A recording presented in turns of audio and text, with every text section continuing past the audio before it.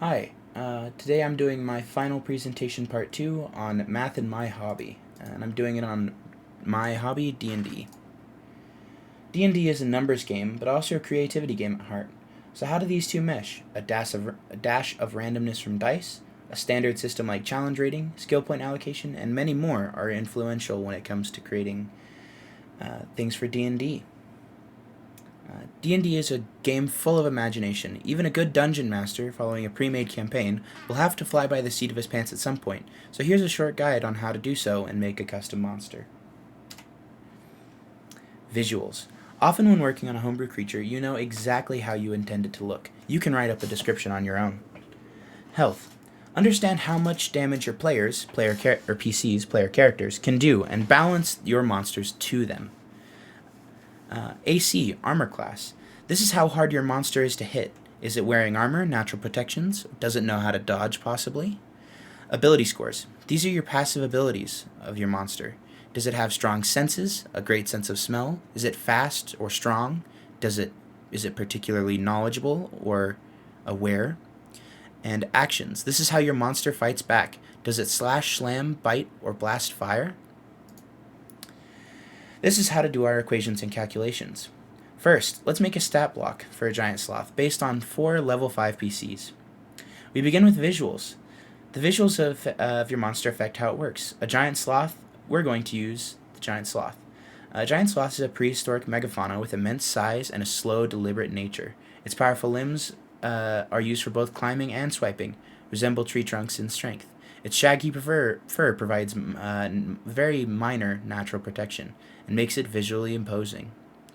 Health. Because we're using a large creature, we should use 15 hit dice, as the DM's guide suggests. Often you'll have to go to the DM's guide to figure out what you're doing for balance. This is the challenge rating 5. A large creature like ours uses D10 as its hit dice. We then take, which is also given in the DM's guide. We then multiply that by the average of a D10, the 15 dice, by the average of a D10, which is 5.5. This gives us an 82.5 HP, but we'll round to 83.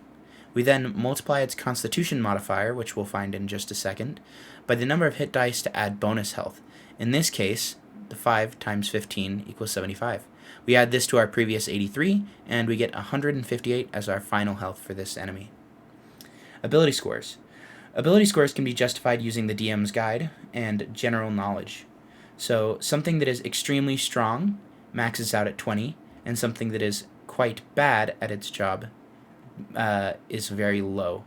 Your modifiers are based on a certain on its base score, which is this first number in these given categories. For this one, its base score for strength is 20, which leaves its modifier as a plus 5. So the sloth is massive and was known to dig and yank down trees. Its constitution, 20, which means it's a plus 5. It has thick fur and a robust body. It dug and survived on the ground with predators nearby, so we know that it was strong. Intelligence, 2, minus 4. As an animal, we know that the giant sloth was quite dumb. Wisdom, 12, plus 1. Its heightened senses and natural instincts give it some ability to perceive, as well as the fact that we generally consider sloths to be more thoughtful animals due to their physical slowness. Armor class. According to the Dungeon Master's Guide, a CR5's creature's typical AC ranges from 13 to 15. Due to this creature's high HP, due to its high constitution, we go with the 13 on the lower end to balance its HP. Actions. Multi-attack. The giant sloth has 2 attacks per turn, one with its claws and one to slam down. Multi-attack is standard for CR5 creatures in order to ensure a consistent damage output against the PCs. We also make sure that it has multi-attack considering that we have 4 level 5 players against it, with each attack averaging 18 to 20 damage, total 37. This fits well within the guidelines for a CR5 creature against 4 players. Claw Swipe. We can get to our baseline to hit, but due to it having a 13 AC and the level of our characters, we have a plus 8 to hit with a 10-foot reach considering this thing's large size. We use its damage to calculate, on average, 17 as 2d10, which is a 5.5, remember, average, and a 5. So 5.5, we give this 11 on average for this roll, and a 5. So I think it looks like I did that wrong, but it should have an average of 16 to 18 damage, around there. We use the Giant Sloth Strengths as the modifier, which is here, and this gives us this basic calculation. Slam. We also have a +8 to hit here, same as before, and this one has a 5-foot reach of one target, due to it slamming down rather than using long arms to reach.